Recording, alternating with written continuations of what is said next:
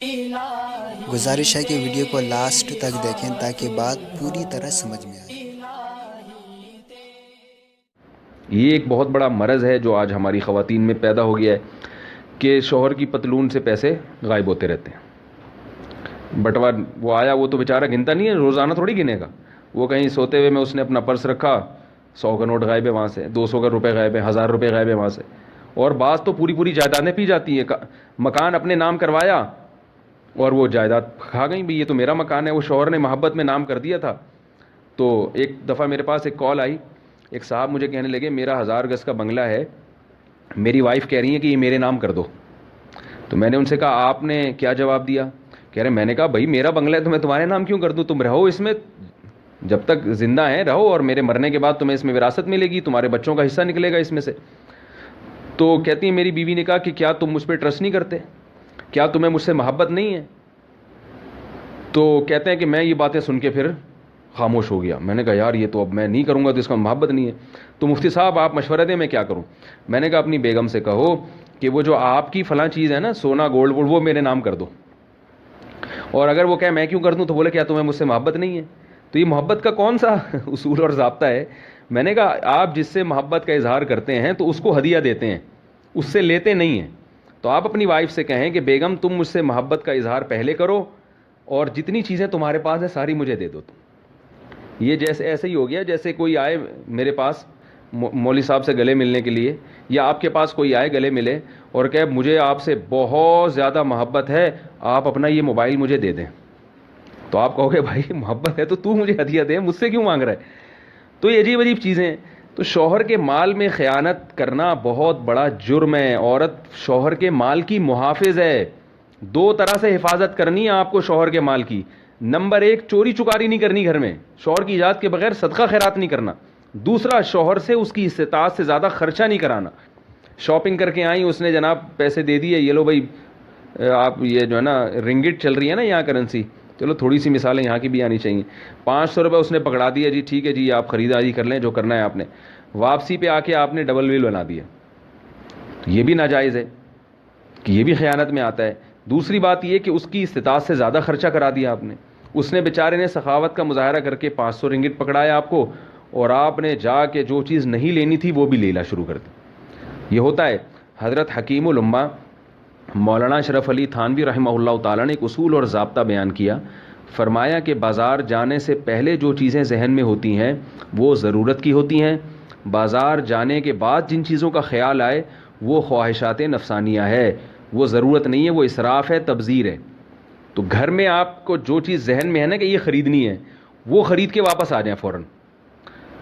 وہاں جا کے جو خیال ہے نا یہ بھی لے لوں وہ بھی لے لوں، کیونکہ بازار میں تو ایک دنیا ہے، اتنی چیزیں بازار میں آپ کو ملیں گی، اور وہ اتنی اٹریکشن کی چیزیں، اور وہ بھی کسٹمر کو کھینچ رہے ہوتے ہیں، ہاں باجی آپ ادھر آئیں، ہاں جی صوفی صاحب، ہاں مولوی صاحب، ہاں ڈاکٹر صاحب، وہ اس طرح کر رہے ہوتے ہیں۔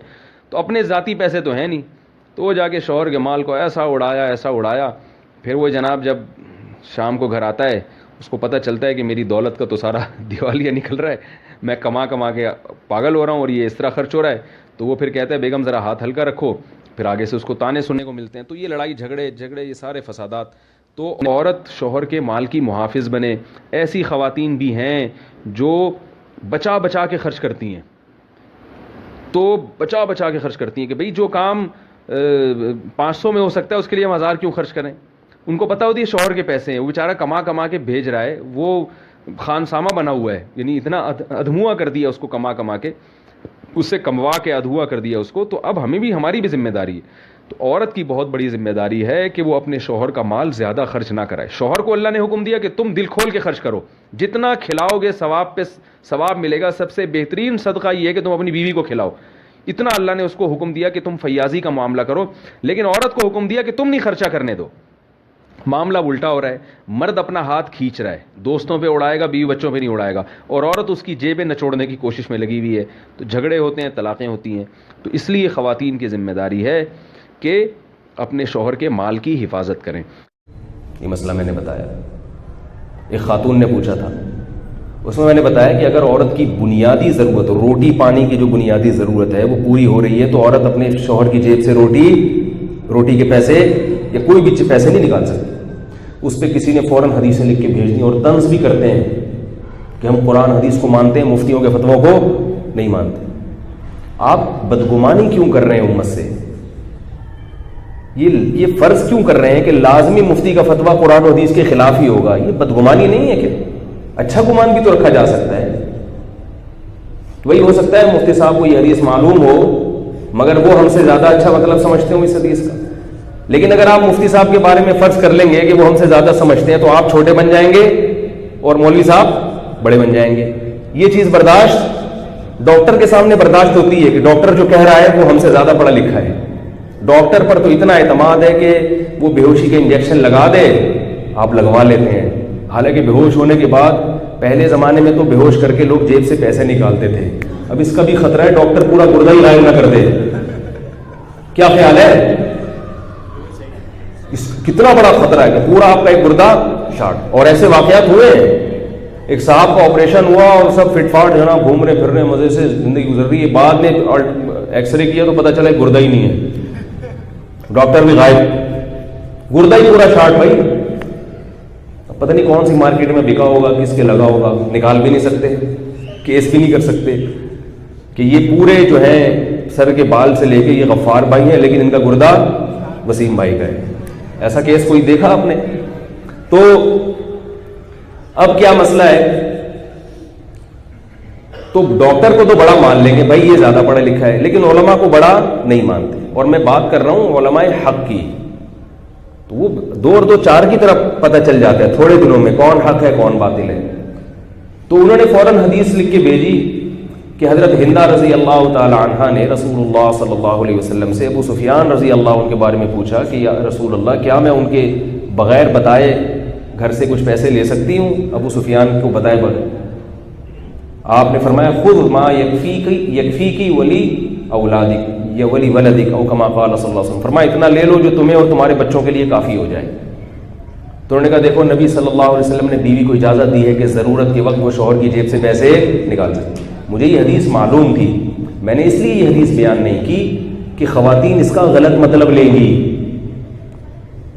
کیونکہ آج یہ بہت زیادہ شکایتیں آ رہی ہیں کہ عورت اپنے شوہر کے مال میں کی حفاظت نہیں کرتی۔ حدیث میں عورت کو کہ بہت بڑا حق یہ بتایا گیا عورت پر کہ وہ اپنے شوہر کے مال کی محافظ ہو، شوہر کے مال کو بازاروں میں اڑائے نہیں۔ تو آپ اپنے معاشرے کو دیکھ کر گائیڈ کرو گے نا۔ ایک معاشرے میں عورت اپنے شوہر کے مال کو 100 میں کوئی ایک خاتون ہوتی ہے جو اپنے شوہر کے مال کی محافظ ہوتی ہے، جو یہ کہتی ہے کہ آپ نے شاپنگ کے لیے پیسے دیے تھے تو ہوا یہ کہ وہ جتنے پیسے دیے تھے نا اس میں سے آدھے بچ گئے ہیں، اور دیے تو آپ نے پورے تھے، میں خرید سکتی تھی لیکن میں نے کہا آپ کا نقصان ہوگا، آپ اتنی محنت سے خون پسینہ بہا کے کما رہے ہیں تو کوئی بات نہیں، میں تھوڑی سی قناعت کر لیتی ہوں۔ کیا خیال ہے؟ گوشت میں نے کہا تھوڑا کم لے لو، سبزی زیادہ لے لو، یہ آپ کے پیسے ہیں۔ ایسی نیک عورتیں بھی ہیں لیکن مارکیٹ سے وہ جب بھی آپ پیسے دیں گے تو وہ تھوڑے سے کم ہی پڑ رہے ہوتے ہیں، وہ تھوڑے سے کم ہی پڑ رہے ہوتے ہیں جس معاشرے میں۔ اور صرف خواتین کی بات نہیں، مرد بھی ایسا ہی کرتا ہے۔ آپ اگر کسی سے ادھار لے لیں تو آپ بھی جتنی آپ کی ضرورت نہیں ہے اس سے زیادہ آپ خرچ کریں گے۔